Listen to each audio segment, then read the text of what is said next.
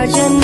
Freaky girl under the sheets. But you love when things start slowing down. I know you got me, baby.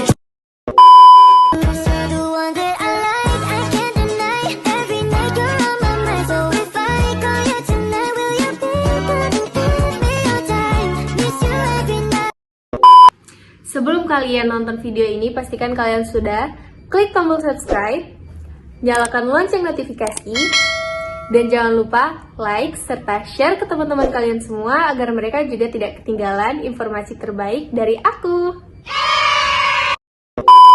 Jadi hari ini aku akan membahas tentang filsafat pendidikan dan teori manajemen pendidikan. Kalau berbicara soal filsafat, apa sih yang ada di pikiran teman-teman semua? Susahkah? Mempusingkan? Atau malah menyenangkan? Oke, sekarang aku akan membahas tentang filsafat pendidikan. Simak videonya baik-baik ya. Perlu teman-teman ketahui, filsafat pendidikan dengan manajemen pendidikan itu adalah komponen penting dalam pendidikan, teman-teman. Keduanya saling berkaitan namun fokusnya yang berbeda. Apa sih perbedaannya? Yuk, simak lagi. Yang pertama ada filsafat pendidikan. Filsafat pendidikan itu membahas apa aja sih teman-teman? Filsafat pendidikan itu membahas 3 hal. Yang pertama adalah hakikat, tujuan, dan yang ketiga adalah nilai-nilai pendidikan. Baik, di sini saya akan memaparkan PPT mengenai filsafat pendidikan dan manajemen pendidikan, teman-teman. Kita lanjut ke materi selanjutnya, yaitu ada aspek utama filsafat pendidikan.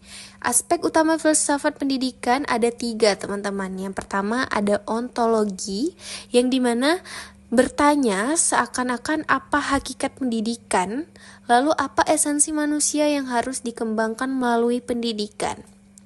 Yang kedua ada epistemologi, yang bertanya bagaimana cara pendidikan menghasilkan pengetahuan. Lalu apa metode terbaik untuk mengajarkan ilmu? Yang ketiga ada aksiologi, yang dimana aksiologi bertanya mengenai tujuan akhir pendidikan dan nilai-nilai apa yang harus ditanamkan. Selanjutnya ada aliran dalam filsafat pendidikan, teman-teman. Ada beberapa macam aliran dalam filsafat pendidikan. Yang pertama ada perennialisme, yang memuat pendidikan harus berfokus pada prinsip-prinsip universal dan nilai-nilai abadi. Dan yang kedua ada esensialisme, yang menekankan pada pembelajaran keterampilan dasar dan pengetahuan yang esensial untuk kehidupan. Dan yang ketiga ada progresivisme, yang memuat pendidikan harus berpusat pada siswa berbasis pengalaman dan relevan dengan kebutuhan mereka. Dan yang keempat ada rekonstruksionisme, yang dimana pendidikan sebagai alat untuk perubahan sosial. Dan yang kelima ada eksistensialisme, yang berfokus pada pengembangan individu dan kebebasan pribadi. Selanjutnya ada teori manajemen pendidikan. Manajemen pendidikan adalah ilmu dan seni mengelola sumber daya dalam pendidikan untuk mencapai tujuan tertentu, seperti meningkatkan pendidikan, efisiensi, dan efektivitas sistem pendidikan, teman-teman. Lalu, teori manajemen pendidikan ini memiliki beberapa fungsi. Yang pertama adalah perencanaan, yang kedua adalah perorganisasian, yang ketiga adalah pengarahan, dan yang keempat ada pengendalian, yang dimana tujuan atau fungsi tersebut sudah terkemukakan di dalam PPT ini, teman-teman. Lalu, dalam manajemen pendidikan terdapat teori-teori, teman-teman. Yang pertama ada teori klasik, yang dimana teori klasik ini menekankan pada efisiensi, pembagian kerja, dan hierarki organisasi. Yang kedua ada teori human relations, yang dimana fokusnya pada kebutuhan manusia dalam organisasi pendidikan seperti motivasi dan hubungan antar individu. Yang ketiga ada teori sistem, teman-teman. Teori sistem ini dimana pendidikan dipandang sebagai sistem yang saling terhubung, input, proses, output, dan feedback.